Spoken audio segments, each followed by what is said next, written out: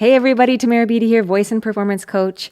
Now we're always talking about singing stuff, which is good, but there's one thing that isn't singing focused that really affects our singing, and I wanted to talk about it today, and that is your speaking voice.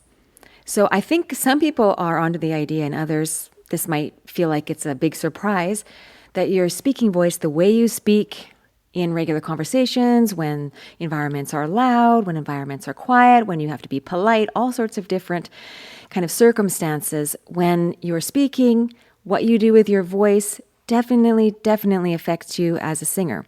For example, if I'm speaking in such a way where my larynx is a little higher like this and it's a little bit more throaty, even if it's a little lower like that, it doesn't really matter where the pitch is, then that is going to come into my singing and make everything feel extra tight. Also, you might be using a lot of this vocal fry. It's often used at the end of sentences and where it goes down. Hi, everybody. How you doing? Coming down. Those extra little vocal fry can put a lot of strain on your voice. But the idea of speaking consistently with this, where there's not a lot of airflow and there's not a lot of resonance, that can absolutely tire out your voice. So I just want to say that there are a million aspects we could cover when it comes to your speaking voice. And if you've got questions, go ahead and put those in the comments below, because then I'll know how to direct future videos, etc. But when people start doing a lot of singing, and then they have to also do a lot of talking, they're doing extra interviews, they have to be recording, and then they're doing meet and greets, and they're on tour, all those things really add up. And it's then when you're going to go, I wished I would have put a little time into my speaking voice.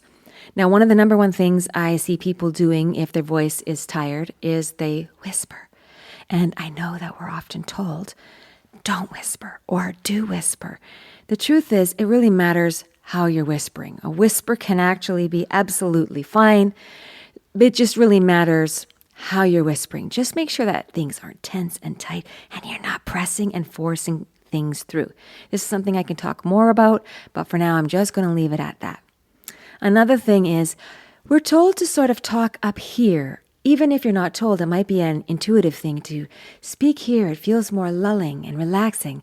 But depending upon how you've risen your voice in order to make it more relaxed for you, it might actually be putting more tension on your voice. So I say, just start with something that will help put your voice in a position to make it be more resonant, have a little bit more airflow.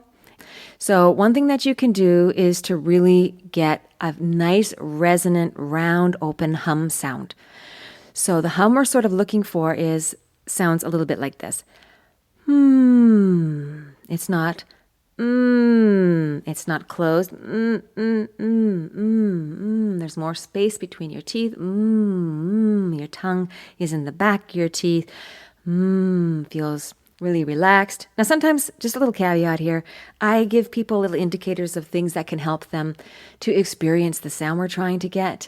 And then they start thinking about them too much. There are some people who that really throws them off. Go by how it sounds, if that's the case for you. Otherwise, these little indicators should help put everything into place so you're making the sound in a way that actually leads to results. So let's go back to that sound. It is a nice you can feel it here. Obviously, the sound is being made here, or at least it's vibrating here, but we don't want it to be the main source. So you can really feel the sound going out more towards your lips. Some people even feel the sound kind of going off the roof of their mouth. Others don't find that is as prevalent of a feeling, but and then if you put your finger underneath your nose, you're going to feel that nice warm heat from your nose blowing out. You can't really do an M without it being nasal. Right? So that's the whole point of the M. So if you're somebody who's like, I don't want to be nasal, don't worry about this. This is all about resonance. This is not about being nasal, and you want to have some nasal resonance in your speech. Well, you want to have nasal resonance in your speech, actually. I shouldn't say some. You want to have nasal resonance in your speech. You don't need to do this to have nasal resonance. But we want that whole instrument to be working so you're not pushing it, you're not forcing it, and you're not cutting off the resonance so that you have to start talking like this when you can You can talk like this. So one thing you can do is just get really good at this hum. It's a resonant hum, nice and open. Versus